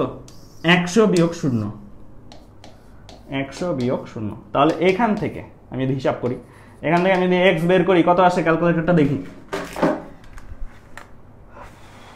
ক্যালকুলেটরটা দেখি, x বিয়োগ 0.5 ডিভাইড বাই 101 বিয়োগ 0.5 ইকুয়াল দিয়ে 30 বাই 100, শিফট ক্যালক ইকুয়াল, তাহলে এখানে আসছে 30.65, বাস শেষ। এত ডিগ্রি। এখানে কিন্তু ত্রুটিপূর্ণের কোনো একক দেওয়া আছে? দেওয়া নাই, তাহলে তুমিও দিও না, ঠিক আছে? তাহলে এটার বরাবর এটার মান কত? 30.65। ক্লিয়ার? বোঝা গেছে? সবাই ক্লিয়ার? ওকে, ক্লিয়ার, ইজি, কিন্তু এগুলোই কিন্তু আসে, এগুলো এমসিকিউতে আসলে পারবো, খুবই দ্রুততার সহিত পারবো। পারাটা সার্থকতা না, কম সময়ে সঠিকভাবে পারাটা সার্থকতা। ঠিক আছে, এখন তোমাদের এইচএসসি ব্যাচ 1 বছরও না, 1.5 বছরও না, 2 বছরও না, 2.5 বছর ধরে পড়তেছো, তো তোমাদের এখানে তো পারবাই, জাস্ট দ্রুত পারো কিনা সেটাই শেখাচ্ছি ভাইয়ারা। ওকে, তাহলে এবার চলে যাই সামনে। ওকে, এই ম্যাথটার ক্ষেত্রেই ভাইয়া বলতেছিলাম যে সমস্যাটা বাধে, যদি না একে করো সমস্যাটা বাধে এই ম্যাথটার জন্য। এই ম্যাথটার জন্যই ভাইয়া বলতেছিলাম সমস্যা বাধে যদি না একে করো। কেন? প্রশ্নটা একটু পড়ি, চলো সবাই একটু ঠান্ডা মাথায় সবাই একটু প্রশ্নটা পড়ি। কি বলতেছে? একটা ত্রুটিপূর্ণ থার্মোমিটারে গলন্ত বরফে -0.5 ডিগ্রি, মাথায় রাখো এই যে গলন্ত বরফ মানে কি নিম্ন স্থির বিন্দু আর কি দেওয়া, হ্যাঁ 0.5 ডিগ্রি, ফুটন্ত জলে মানে ঊর্ধ্ব স্থির বিন্দু 99 ডিগ্রি। আইকে ফেলি একটা স্কেল, আইকে ফেললাম, এটা আঁকতে পারবা না? আঁকতে পারবো, দাগ দিবা, এটা পরে আসতেছে 99 -0.5 দিতে পারবা না? দিয়ে দিবা ত্রুটিপূর্ণটাতে, পার দেয়, বাস একটা স্কেল আঁকা শেষ। ওই জল মানে একটা পানি ধরো 747 মিলিমিটার পারস্তম্ভের চাপে, কত চাপ? 747 মিলিমিটার এইচজি, ঠিক আছে? এটা কিন্তু একটা চাপের একক, এটা কিন্তু দৈর্ঘ্যের একক না, ঠিক আছে? নরমালি এমন হয় 1 এটিএম যেটা স্বাভাবিক চাপ, এটা কত চাপের সমান? 760 মিলিমিটার এইচজির সমান। এগুলো আদর্শ গ্যাস চ্যাপ্টারে পড়ছো অনেক, ঠিক আছে? এটা কি স্বাভাবিক চাপ? নো, এটা স্বাভাবিক চাপ থেকে একটু কম আছে। থার্মোচাপে ওই থার্মোমিটারে 45 ডিগ্রি পার দিলে সঠিক তাপমাত্রা কত? 45 ডিগ্রি কোথায় দিছে? এই যে ত্রুটিপূর্ণটাতে দিছে, তাহলে তুমি ত্রুটিপূর্ণটাতে 45 দাও। বলছে ওইটা যদি 45 দেয় তাহলে বরাবর সঠিক স্কেলে, এটা কি স্কেল? সঠিক স্কেলে এই মানটা কত? এটাই তোমার জানতে চাইছে, এটাই তোমার টার্গেট, এই মেথড টার্গেট এইটা বের করা, ঠিক আছে? একটা জায়গায় এখানে সমস্যা, একটা জায়গায় সমস্যাটা হচ্ছে সঠিক তাপমাত্রাটা কোন চাপে কাজ করতে হবে? 747 মিলিমিটার বলা আছে। 747 মিলিমিটারের জল মানে চাপের জলটা কোথাকার? 747 মিলিমিটার চাপের। তুমি বলছো ভাইয়া এখানে লিখলেন না কেন? এখানে তো 100 লিখে দিতে পারেন ডিগ্রি সেলসিয়াসের মানটা সুন্দর করে। নো, হবে না, কারণ এটা 747 মিলিমিটারের বরাবর মানটা জানতে চাইছে, এটা 747 মিলিমিটারের ত্রুটিপূর্ণ, এটা 747 মিলিমিটারের সঠিক, কিন্তু 747 মিলিমিটারের সঠিকটাতে কিন্তু এখানে 100, এখানে 0 লিখলে ভুল যাবে না, কারণ এতক্ষণ পর্যন্ত যেই ম্যাথগুলো করছি ওই ম্যাথগুলোতে বাই ডিফল্ট আমরা ধরে নিছি যে চাপটা কি? চাপটা স্বাভাবিক চাপ। চাপটা কি চাপ? স্বাভাবিক চাপ, কিন্তু এই ম্যাথে বলাই আছে চাপটা স্বাভাবিক না। তার মানে আমরা এতক্ষণ পর্যন্ত যেই ম্যাথগুলো করছি সেই ম্যাথগুলোতে 760 মিলিমিটার ছিল চাপটা। 760 মিলিমিটারের জন্য এটা সত্য, হ্যাঁ এখানে 100 লিখতে পারো তখন তুমি, এখানে 0 লিখতে পারো তখন তুমি, বাট 747 জন্য এখানে 100 0 লেখার অধিকার তোমার নাই, ঠিক আছে? তাহলে আমার আগে কি করতে হবে? আমার আগে এই দুইটা বের করতে হবে। এই দুইটা বের করলে তো এই ম্যাথ হয়ে গেল আগের ম্যাথগুলোর মতো। এই দুইটা ভ্যালু বের করতে হবে, জানি এটা 100 না, জানি এটা 0 না, বের করতে হবে। কোনখান থেকে বের করতে হবে? যে লেখা আছে লাস্ট একটা লাইন। আরো একটা চাপ 734 মিলিমিটার পারস্তম্ভের চাপে জলের প্রকৃত স্ফুটনাঙ্ক দেওয়া আছে 99 ডিগ্রি সেলসিয়াস, গলনাঙ্কের পরিবর্তন নগণ্য। আমরা মনে আছে গ্রাফটা পড়ছি, আমি কিন্তু এক একটা জিনিস পড়াই কারণে পড়াই। অনেক সময় মনে হয় ভাইয়া এই জিনিসগুলো কি পড়াচ্ছে, এগুলো তো বই টইতে নেই, কারণে পড়াই। আমরা একটু আগে যে পড়ছিলাম ওই যে প্রেসার কুকারের জিনিসটা, ওই যে একটা লোক বরফের মধ্যে কি দিছে? চাপ দিছে। ওই যে চাপ বাড়ালে স্ফুটনাঙ্ক কি হয়ে যায়? বেড়ে যায়। গলনাঙ্ক কি হয়ে যায়? কমে যায়। চাপের সাথে সাথে কি গলনাঙ্কের স্ফুটনাঙ্কের মান মানে টি স্টিম টি আইস এর মান কি আপ ডাউন করে না? আপ ডাউন করে, রাইট?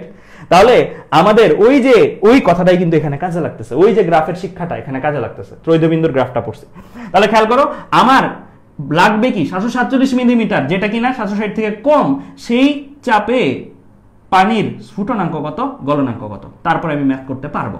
আমার দেওয়া আছে কি বের করার জন্য? দেওয়া আছে আরো একটা চাপ। কত চাপ দেওয়া আছে? 734। কত চাপ দেওয়া আছে? 734 মিলিমিটার। এই চাপে বলা আছে পারস্তম্ভের চাপে জলের প্রকৃত স্ফুটনাঙ্ক 99 ডিগ্রি, এই ভ্যালুটা 99, আর এই ভ্যালুটা দেওয়া আছে নগণ্য, পরিবর্তন নগণ্য। কার সাপেক্ষে পরিবর্তন? ওর সাপেক্ষে পরিবর্তন। ওর থেকে 0 থেকে চেঞ্জটা নগণ্য, তার মানে চেঞ্জ নাই। চেঞ্জ নগণ্য মানে কি? চেঞ্জ নাই, চেঞ্জ নাই, এই কথাটা বলা আছে কি? গলনাঙ্কের পরিবর্তন নগণ্য। কার সাপেক্ষে নগণ্য? স্বাভাবিক চাপের সাপেক্ষে নগণ্য। স্বাভাবিক চাপের সাপেক্ষে এটা চেঞ্জ নাই। তাহলে আমি এইটা জানি, এইটা আমার মুখস্থ, এইটা আমার বের করতে হবে, তারপর আমি ম্যাথ করতে পারবো। তাহলে কিভাবে বের করা যায়? কিভাবে বের করা যায়? পার্থক্য থেকে বের করা যায়। আমরা 760 থেকে 734 এর মধ্যেই তো 747 বিদ্যমান, তাই না? তাহলে চলো এই ম্যাথটা যদি আমরা করতে চাই তাহলে আমাদের ফার্স্টে যেটা করে নিতে হবে সেটা হচ্ছে এই ঐকিক নিয়মটা। ডেল চাপ মানে চাপের পরিবর্তন এর জন্য ডেল গলনাঙ্ক, গলনাঙ্ক তো না স্ফুটনাঙ্ক,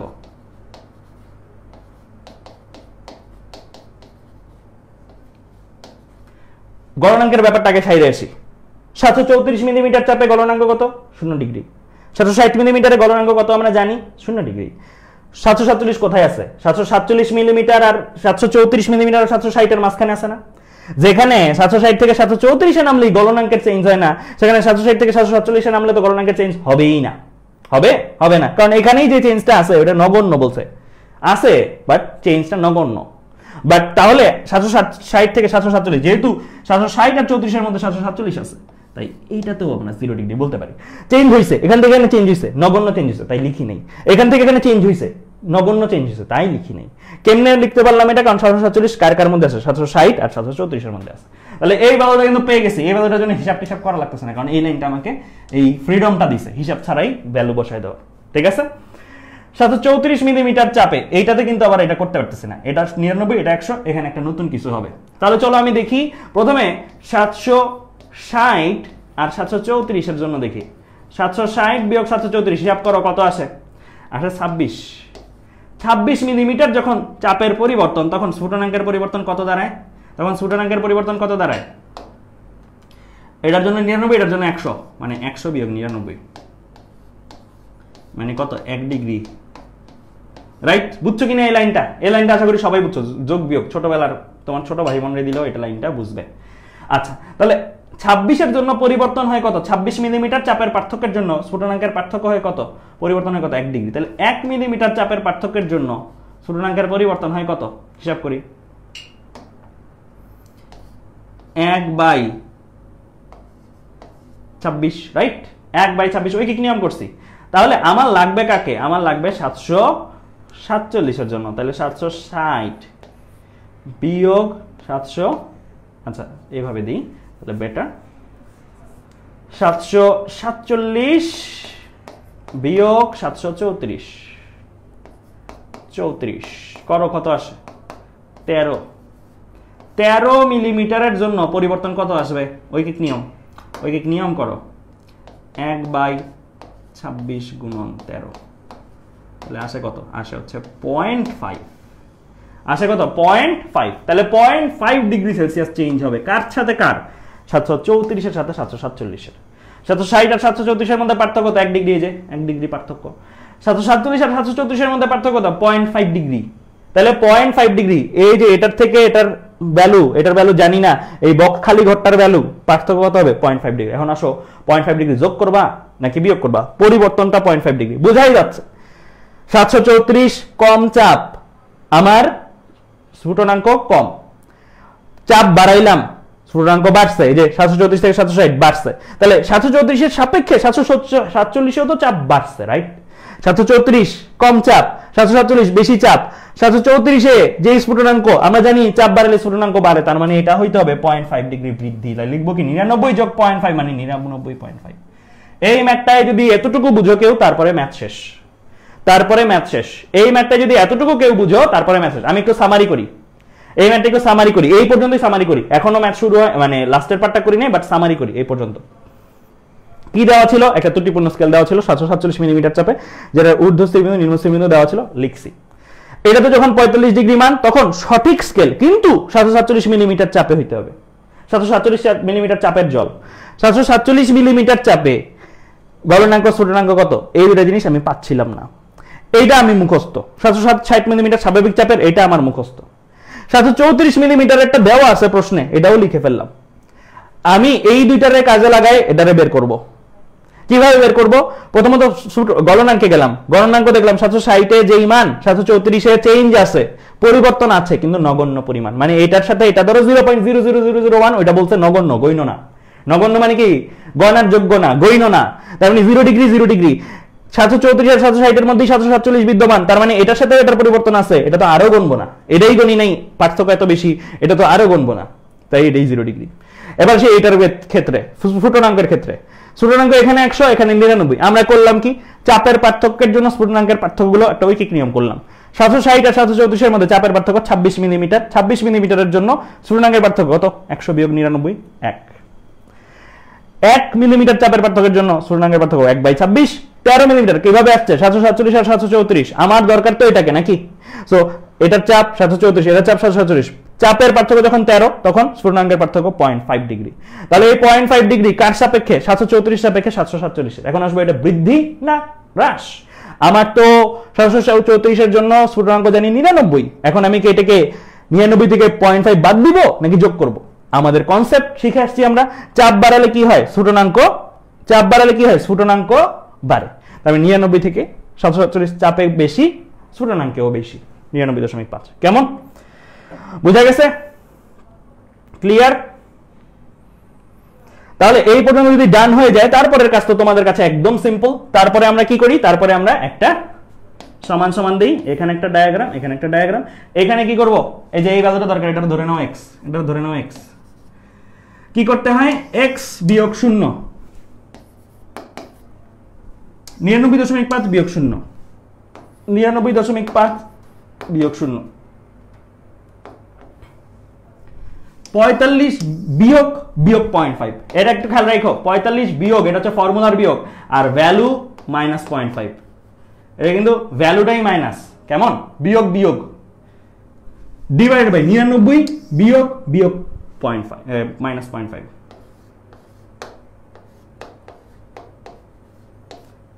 বুঝছো? ক্লিয়ার?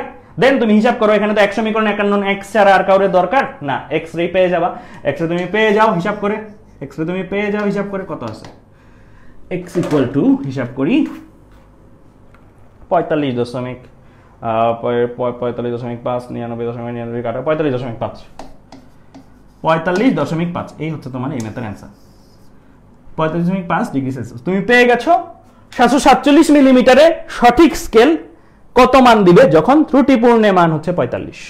ক্লিয়ার? ক্লিয়ার? বুঝা গেছে? একটু সময় নিয়ে বুঝাইলাম ভাইয়া এটা, কিন্তু এই ম্যাথটা কিন্তু বুঝলে অনেকগুলা বেসিক বুঝে গেলা। ঠিক আছে? ওকে, ক্লিয়ার? ওকে, এবার সামনের দিকে আগাই। তাহলে এই ম্যাথটা ভাষায় লিখলে এভাবে লিখবা, এভাবে ডায়াগ্রাম আঁকবা, তারপরে ভাষায় লিখলে এরকম করে ঐকিক নিয়মটা করবা, ঐকিক নিয়ম করে দেখছো 0.5 পেয়েছো। এখানে 760 এর সাপেক্ষে বা 734 সাপেক্ষে যেভাবে করো 99.5 আসবে, ভ্যালু বসাবা, এটা আসবে। ক্লিয়ার? বোঝা গেছে? ওকে, তাহলে আশা করি তোমরা এই ম্যাথটা বুঝছো। এবার চলো সামনের দিকে আগাই।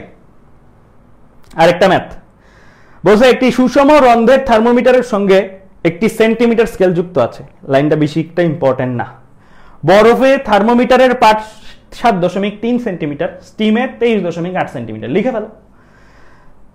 ঊর্ধ্ব স্থির বিন্দুতে মানটা কোথায় লিখি, এখানে লিখি। নিম্ন স্থির বিন্দুতে মানটা এই যে ইয়াটাতে সেন্টিমিটার স্কেলটা লাগানো আছে, ঊর্ধ্ব স্থির বিন্দুর মানটা 23.8 লিখছি, নিচে লিখছি কি 7.3। হিমমিশ্রণ, হিমমিশ্রণ কি, মাথায় রেখো, বরফে যেই মানটা সেটাকে বলি কি, ওই যে আইস, মানে এক্স আইস বা টি আইস মানে আইস। হিমমিশ্রণ কিন্তু আবার আরেক জিনিস, অনেকে আবার কনফিউজড হয়ে যায়, হিমমিশ্রণের মানটা এখানে বসাবে। নো, এটা আরেকটা জিনিস। হ্যাঁ, বরফের চেয়েও ঠান্ডা, বাট এটা বরফ না। এটা বরফের চেয়েও ঠান্ডা, বাট এটা কি বরফ না। এটাকে বলবা টি আইস বা এক্স আইস, এগুলা। ঠিক আছে? টি আইস বা এক্স আইস কাকে বলবা, এটাকে বলবো না, কিন্তু এটাকে বলবা বরফেরটা। ঠিক আছে? বলছে হিমমিশ্রণ একটা অবজেক্ট, যেমন আমরা মোবাইলের তাপমাত্রা মাপতে পারি, হিমমিশ্রণ এমন একটা অবজেক্ট যেটার তাপমাত্রা মাপতে চাই, সেটাতে মান যদি হয় 3.5, যেটা কিন্তু বরফের চেয়েও নিচে, বরফের চেয়েও নিচে, তাই নিচে দিছো। দাগ কিন্তু দিছো এখানে, এখানে এটা কিন্তু দাগ না, এটা হচ্ছে নিচে টান দিয়ে দিছো। ঠিক আছে? ওই হিমমিশ্রণের তাপমাত্রা 35 ডিগ্রি সেলসিয়াস, ওই হিমমিশ্রণের তাপমাত্রা সেলসিয়াসে কত, মানে এটার বরাবর যায় ডিগ্রি সেলসিয়াসের মানটা বের করতে হবে। এটা ডিগ্রি সেলসিয়াসের জন্য 100। ঠিক আছে? 100। তুমি কিন্তু আগে 100 কোনটা, আগে কিন্তু এই জিনিসটা ছিল না। আগে 100 তুমি এরকম জাস্ট এরকম আঁকছো, আগে তুমি আঁকছো এই যে এটা 23.8 100 এটা ডিগ্রি সেলসিয়াস স্কেল অরিজিনালি, আর এটা কত 7.3। পরে দেখলা যে ও আচ্ছা, যেই অবজেক্টের মান বের করতে হবে সেই অবজেক্টটা কি আরো নিচে আছে, মানে আরো নিচে, এটা 3.5, এটার বরাবর এটার মানটা তোমার দরকার। ঠিক আছে? তাহলে এই ক্ষেত্রেও তুমি যখন ফর্মুলা ইউজ করবা, খেয়াল রাখো একটা জিনিস। আমি কি করি নরমালি, মনে আছে? আমি হচ্ছে এই জায়গায় যে ভ্যালুটা, এটা ধরি x বিয়োগ নিচে নামি, কিন্তু এখানে নিচেরটাই উপরে আছে, মানে আমি করব x বিয়োগ 0, ডিভাইড বাই 100 বিয়োগ 0, 100 বিয়োগ 0। এখানে কি করব, 3.5 বিয়োগ 7.3, মানে আমি যেটা নির্ণয় যেটা বের করতে চাই সেটা 23.8 বিয়োগ 7.3। ঠিক আছে, হিসাব করো, x চলে আসবে, হিসাব করো x চলে আসবে। তাহলে x টা আমি একটু হিসাব করি ক্যালকুলেটর নিয়ে।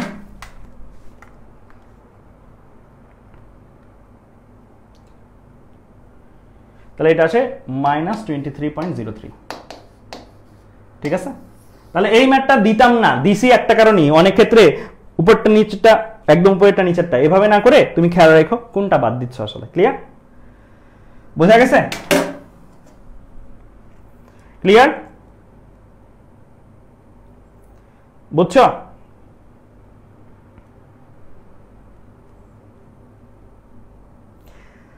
ওকে, তাহলে চলো এবার সামনের দিকে আগাই।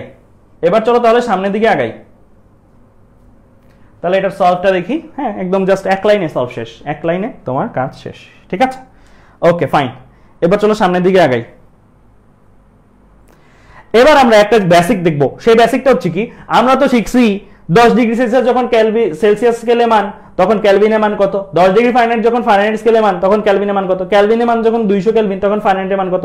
আমরা এক একটা সেলসিয়াস স্কেল ফারেনহাইট স্কেলের মানের জন্য অন্যান্য স্কেলের মানগুলো বের করতে পারি, এই ফর্মুলাটা কাজে লাগে। কিন্তু এখন আমরা যেটা আলোচনা করছি সেটা হচ্ছে পরিবর্তন।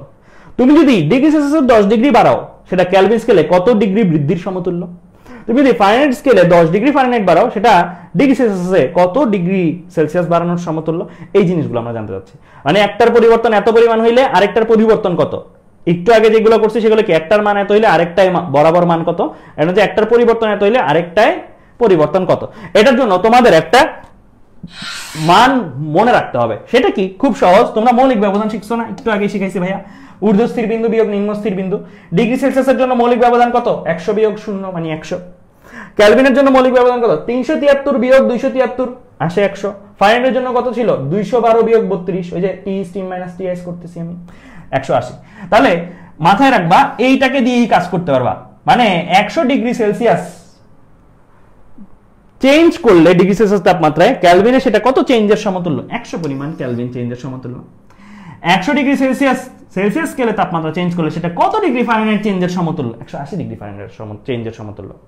ঠিক আছে, 100 degree Celsius change 180 degree Fahrenheit চেঞ্জের সমান, 180 ডিগ্রি ফারেনহাইট চেঞ্জ 100 কেলভিন চেঞ্জের সমান, বা 100 ডিগ্রি সেলসিয়াস চেঞ্জ 100 কেলভিন চেঞ্জের সমান। তাহলে খেয়াল করে দেখো তো, এরপরের লাইনে ভাগ করে দিলে 100 দিয়ে ভাগ করে দিলে সবাইরে, তার মানে 1 ডিগ্রি সেলসিয়াসের চেঞ্জ যেই কথা, 1 কেলভিন তাপমাত্রার চেঞ্জ একই কথা। আমি কিন্তু বলি নাই যাহাই 1 ডিগ্রি সেলসিয়াস তাহাই 1 কেলভিন, আমি বলছি 1 ডিগ্রি সেলসিয়াসের তাপমাত্রা চেঞ্জ 1 কেলভিন তাপমাত্রা চেঞ্জের সমান। আবার ওই এটাকে 100 দিয়ে ভাগ দিলে কত আসে, 1.8। মানে তুমি যদি লিখো এভাবে লিখতে পারো আর কি, ডেল সি 1 ডিগ্রি সেলসিয়াস তাপমাত্রা ডিগ্রি সেলসিয়াস তাপমাত্রায় চেঞ্জ করলে সেটা ফারেনহাইট স্কেলে কত চেঞ্জের সমান, 1.8 ডিগ্রি ফারেনহাইট চেঞ্জের সমান। ঠিক আছে, এটা কাজে লাগবে, একটু পরে ম্যাথ করবো, এটা কাজে লাগবে। অ্যাংরি দিচ্ছ কে, আচ্ছা অ্যাংরিটা দিচ্ছ কে, অ্যাংরিটা দিচ্ছ কে, আমি কিন্তু এখনই মুহূর্তের মধ্যে ব্যান করবো, মানে একদম ক্লাস নিতে নিতে ব্যান করে দিব। অ্যাংরিটা কে দিচ্ছে, একটু নামগুলো বলো তো আমাকে, একটু নামগুলো বলো, এখনই মেনশন করে বলো, এখনই ব্যান করতেছি আমি।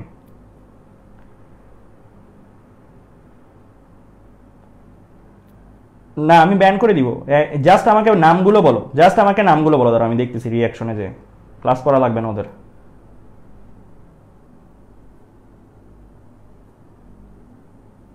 কারণ ছাড়া ডিস্টার্ব করতেছে, কোনো কারণ নেই, রিজন থাকলো 12টা বাজায় ফেলবো একদম থাপড়ায়। অ্যাংরি দিতে আসছে এখানে, ক্লাস করতে চাইলে ক্লাস করবা, এখানে সিরিয়াস স্টুডেন্টদের জন্য সব। আচ্ছা তো এবার চলো, এবার আমরা দেখি আমরা মৌলিক ব্যবধানগুলোকে সমান সমান দিয়ে করব। মানে 100 ডিগ্রি সেলসিয়াস তাপমাত্রা চেঞ্জ 100 কেলভিন তাপমাত্রা চেঞ্জের সমান, 100 ডিগ্রি সেলসিয়াস তাপমাত্রা চেঞ্জ 180 ডিগ্রি ফারেনহাইটের তাপমাত্রা চেঞ্জের সমান। এইটাতে 100 দিয়ে ভাগ করে এই রেশিওটা মনে রাখতে হবে। 1 ডিগ্রি সেলসিয়াস তাপমাত্রা চেঞ্জ 1.8 ডিগ্রি ফারেনহাইটের তাপমাত্রা চেঞ্জের সমান, 1 কেলভিনের চেঞ্জ 1 কেলভিনের চেঞ্জের সমান। আমি বলি নাই 1 Kelvin equal to 1 degree Celsius, আমি বলছি 1 Kelvin change equal to 1 degree Celsius change. ঠিক আছে, এই জিনিসটা কাজে লাগাই দেখো। এখন একটা ম্যাথ করি, সুন্দর ম্যাথ। এই পেজটা স্ক্রিনশট তোলো, এই পেজটা স্ক্রিনশট তোলো, এই ডায়াগ্রামটা স্পেশালি স্ক্রিনশট তোলো, এই ডায়াগ্রামটা স্ক্রিনশট তোলো। এই ডায়াগ্রামটা স্ক্রিনশট তোলো, আমি দেখতেছি এখন কমেন্টের অবস্থাটা, দাঁড়াও এখানে রেখে দিছি মোবাইলটা। হ্যাঁ এইটা স্ক্রিনশট তোলো, না বুঝলে বলবা, বুঝাই দিব, বুঝাইতে কোনো সমস্যা নাই, কিন্তু ডিস্টার্ব করো না, বাকিদেরও ডিস্টার্ব করো না, আমারও ডিস্টার্ব করো না। ওকে, যদি অ্যাংরি দাও তাহলে আমি বুঝতে পারি, আমার মনে হয় যে আচ্ছা মনে হয় আটকাচ্ছে বা ব্লার হচ্ছে বা কিছু একটা, তো আমি বারবার তাকাই, ডিস্ট্রাকশন তো হচ্ছে, রাইট? ক্লাসে ডিস্ট্রাকশন করো না। ওকে ফাইন, এবার আমি চলে যাই আমাদের তাহলে এরপরে। সো আমাদের একটা ম্যাথ আছে এখানে, মজার একটা ম্যাথ। এই ম্যাথটাতে কি বলছে দেখো, সবাই একটু দেখো কি বলছে ম্যাথটাতে, একটু সবাই দেখো। ফ্রান্সের আইফেল টাওয়ারের 0 ডিগ্রি, তোমরা কিন্তু এই যে খাতায় যখন ম্যাথগুলো করবা না, কিভাবে করবো, অনেকেই বলতে পারো ভাইয়া তুলতে পারি না, তোলার সময় হয় না। আমি একটু বলে দিই, টেকনিক্যালি তুলবা। সেটা হচ্ছে তুমি একটা আইফেল টাওয়ারের মতন একটা শেপ দ্রুত করে আঁকবা, স্লাইড তো দিয়ে দিও, পরে তো স্লাইডের সাথে মিলাই দেখতেই পারবা, আর সলভটা লিখবা। আমি এখানে যা যা লিখি না এগুলো লিখবা খাতায়, আমার লেখাগুলা থাকতে হবে, নাম্বার দিয়ে রাখবা 1 2 3 এরকম করে নাম্বার দিয়ে আমি যেগুলো লিখি সেগুলো লিখবা। ওকে ফাইন, তো বলছে আইফেল টাওয়ারের 0 ডিগ্রি ফারেনহাইটে উচ্চতা 336 মিটার, গ্রীষ্মকালে সর্বোচ্চ তাপমাত্রা 100 ডিগ্রি ফারেনহাইট, সব ফারেনহাইটে দেওয়া। শীতকালের সর্বনিম্ন তাপমাত্রা 0 ডিগ্রি ফারেনহাইট। আচ্ছা 0 ডিগ্রি ফারেনহাইটে উচ্চতা দেওয়া আছে 336 মিটার, গ্রীষ্মকালের তাপমাত্রা দেওয়া আছে, শীতকালেরটাও দেওয়া আছে, মানে মোট কথা শীতকালের উচ্চতা দেওয়া আছে। এটা কি উচ্চতা দেওয়া? আইফেল টাওয়ারের শীতকালের উচ্চতা দেওয়া। বলছে গ্রীষ্মকালের টাওয়ারটি শীতকালের চেয়ে কতটা বড় হয়, গ্রীষ্মকালের টাওয়ারটি শীতকালের চেয়ে কতটা বড় হয়। তাহলে আমরা জানি 9 10 ছোটবেলার পড়া একটা পরিবাহী পদার্থ, লোহা বা এরকম টাইপের জিনিসগুলো কি হয়, তাপমাত্রা বাড়াইলে কি হয়, দৈর্ঘ্যে প্রসারিত হয়। তাহলে শীতকালে যদি 336 মিটার থাকে, তাহলে গ্রীষ্মকালে অবশ্যই 336 মিটার না একটু বড় হবে, দৈর্ঘ্য প্রসারিত হবে। ওইটাই জানা যাচ্ছে কতটুকু বড় হয়, কতটা প্রসারিত হয়। 9 10 এর সেই চিরচেনা ফর্মুলা ছিল তোমাদের একটা, যদি যাদের মনে নাই তাদেরকে একটু মনে করাই দিই। দৈর্ঘ্যের পরিবর্তন, তাপমাত্রার পরিবর্তনের কারণে দৈর্ঘ্যের পরিবর্তনের ফর্মুলা ছিল del L equal to alpha L naught del theta, ছোটবেলার ফর্মুলা। আলফা কি? দৈর্ঘ্য প্রসারণ সহগ। এল নট কি? আদি দৈর্ঘ্য। ডেল থিটা কি? তাপমাত্রার পরিবর্তন। তবে খেয়াল রাখা জরুরি এই জায়গাগুলোতে যে আলফা এর একক যেইভাবে দেওয়া আছে ডেল থিটার একক সেইভাবেই লাগবে। ডেল থিটার একক কি? সেইভাবেই লাগবে। এইটা একটা ইম্পর্টেন্ট জিনিস, এই ম্যাটার মাধ্যমে এই জিনিসটাই আমি বোঝাতে যাচ্ছি অ্যাকচুয়ালি। খেয়াল করো, বলছে আমার শীতকালের তাপমাত্রা মানে আদি দৈর্ঘ্যটা দেওয়া আছে, শীতকালের দৈর্ঘ্যটা দেওয়া আছে 336। শীতকালের সাপেক্ষে তাপমাত্রার পরিবর্তন কত সেটা আমি এখানে বসাবো, আর আলফার ভ্যালু তো দেওয়া আছে। আলফার ভ্যালু কিভাবে দেওয়া আছে? আলফার ভ্যালু দেওয়া আছে 12 × 10⁻⁻6 পার ডিগ্রি সেলসিয়াস, পার ডিগ্রি সেলসিয়াস। ঠিক আছে, 336 এটা কিসে আছে? মিটারে আছে, থাকুক মিটারে। তোমার এখানে একটা ডিগ্রি সেলসিয়াসের ভ্যালু লাগবে, নাহলে পার ডিগ্রি সেলসিয়াস আর ডিগ্রি সেলসিয়াস কাটাকাটি যাবে না, পার ডিগ্রি সেলসিয়াস আর ডিগ্রি সেলসিয়াস কি কাটাকাটি যাবে না। আচ্ছা এখন এই জায়গাটার মধ্যে তুমি যদি কাজ করো, ডেল থিটাকে দেখো, ডেল থিটা ইকুয়াল টু কত? ডেল থিটা ইকুয়াল টু 100 বিয়োগ 0। কিসে দেওয়া এগুলা? এগুলো কিসে দেওয়া? ফারেনহাইটে দেওয়া। তার মানে তুমি বিয়োগ করলে কি পাচ্ছ? 100 ডিগ্রি ফারেনহাইট পাচ্ছ। তুমি যদি এখানে 100 ডিগ্রি বসায় দাও, ম্যাথ হবে? ম্যাথ হবে না, 0 পাবা, 0 পাবা। এখানে এভাবে বসাই দিলে ম্যাথ হবে না, 0 পাবা, কারণ তোমার এখানে ডিগ্রি সেলসিয়াসে বসাইতে হবে। তাহলে তুমি কি করতে পারো? তুমি কি করতে পারো? এই জায়গাটাতে তোমার কনভার্ট করে নিতে হবে। এটা হচ্ছে তাপমাত্রার পরিবর্তন। 100 ডিগ্রি ফারেনহাইট তাপমাত্রার পরিবর্তন হলে ডিগ্রি সেলসিয়াসে সেটা কত পরিবর্তন সমান? একটু আগে একটা জিনিস শিখাইছি না ভাইয়া, del degree Celsius, del Fahrenheit, del degree Celsius. এখানে যদি মৌলিক ব্যবধান কত? 180, এখানে মৌলিক ব্যবধান কত? 100।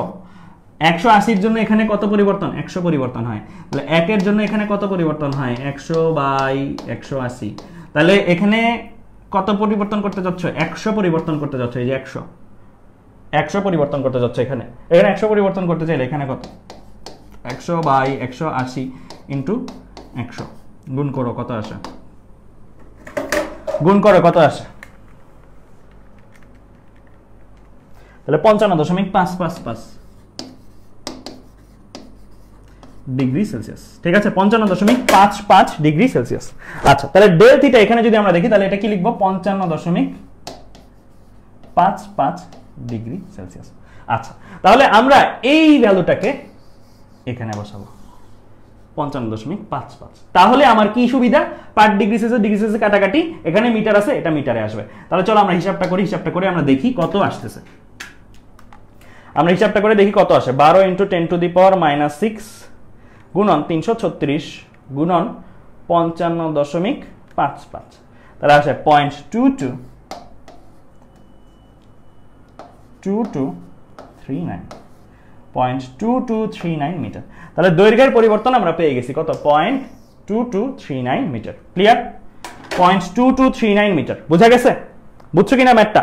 তাহলে এই ম্যাথের মাধ্যমে আমি এই জিনিসটার প্রয়োগ শিখাইলাম, ঠিক আছে? তো এই টাইপের ম্যাথগুলো খেয়াল রাখো, আসতে পারে। ক্লিয়ার?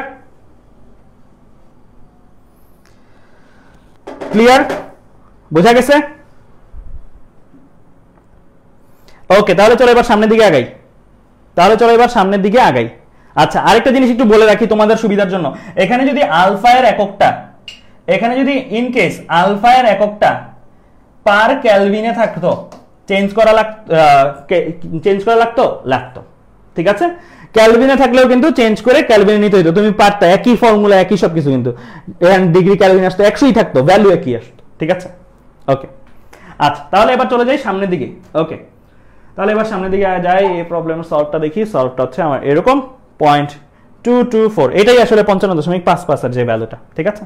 এখানে একদম ডিরেক্ট করাইছে 1/1.8, একটা ফ্যাক্টর মনে রেখে ডিরেক্ট করেছে। আর তুমি আমার মতনও করতে পারো, আমি যেমন ঐকিক নিয়ম দিয়ে করে দেখাইছি ওইভাবেও করতে পারো, ভাঙাই করলে, আর এটা ডিরেক্ট করলে, ঠিক আছে? ওকে, তাহলে এবার চলো আমরা আমাদের এই অংশটাতে যাই। বেসিক্যালি আমরা ব্রেকে যাব, ব্রেকে পরে আমরা এই জিনিসটা দিয়ে আলোচনা শুরু করবো। জাস্ট ছোট্ট করে কয়েকটা জিনিস, ফর্মুলাটা শিখাই যাব, তারপরে এইটা থেকেই আমরা ব্রেক, এই পেজটাই আমার লাস্ট পেজ, ব্রেকের আগে এটাই আমার লাস্ট পেজ বিফোর ব্রেক। এরপর 7:30 থেকে শুরু করব। গতিশক্তির পরিবর্তন, বিভব শক্তির পরিবর্তন, কৃতকাজ। আমরা কোন একটা বস্তুর গতিশক্তির পরিবর্তনের ফর্মুলা শিখছি না? সেটা কি? 1/2m vf square minus 1/2m vi square. শেষ গতিশক্তি বিয়োগ আদি গতিশক্তি, রাইট? এবার এটাতে বিভব শক্তির পরিবর্তন আমরা ফর্মুলা শিখছি না? শিখছি mg hf বিয়োগ mg hi। এটাকে একবারে এভাবেও লেখা যায় mg del h, যেখানে ডেল এসটা হচ্ছে কি যতটুকু উচ্চতা পড়ছে বা নামছে, মানে অতিক্রান্ত উচ্চতা। এটা হচ্ছে শেষ উচ্চতা, এটা হচ্ছে আদি উচ্চতা একটা রেফারেন্স ফ্রেমের সাপেক্ষে, আর এটা হচ্ছে একবারে অতিক্রান্ত উচ্চতা। কৃতকাজের ফর্মুলা আমরা শিখছি w = fs cos θ বা fx। এই ফর্মুলাগুলোকে বরাবর এই ফর্মুলাগুলোর সাথে মিলানো যায়। আমরা জানি এই জায়গায় গতিশক্তির চেঞ্জের কারণে একটা তাপ উৎপন্ন হতে পারে, বিভব শক্তির চেঞ্জের কারণে একটা তাপ উৎপন্ন হতে পারে, কৃতকাজ করলে একটা তাপ উৎপন্ন হতে পারে না? আমরা হাত ঘষলে তাপ উৎপন্ন হয়, তার মানে কি গতিশক্তির চেঞ্জের কারণে তাপ উৎপন্ন হয়। তুমি হাত ঘষার সময় যেভাবে যাচ্ছিলা, ঘষার পরে বেগটা কি ভিন্ন হয়ে যায় না? ভিন্ন হয়। এন্ড তুমি এখানে একটা কৃতকাজও করতেছো ঘর্ষণের বিরুদ্ধে, ওই কৃতকাজটা কি করে? তাপ উৎপন্ন করে। এই তাপগুলা পরবর্তী দুই উপায়ে দেখতে পারো। হাতের মধ্যে তাপ উৎপন্ন হলে কি হইতে পারে? হাত গলে যেতে পারে, অথবা হাতের তাপমাত্রা বাড়তে পারে, দুইটা হইতে পারে, রাইট? যে কোনো জায়গায় তাপ উৎপন্ন হলে দুইটা প্রভাবই ঘটায় সে বস্তুর মধ্যে, সেটা হচ্ছে তাপমাত্রার পরিবর্তন বা অবস্থার পরিবর্তন। তাপমাত্রা পরিবর্তনের formula 9:6 Q = ms del θ, right?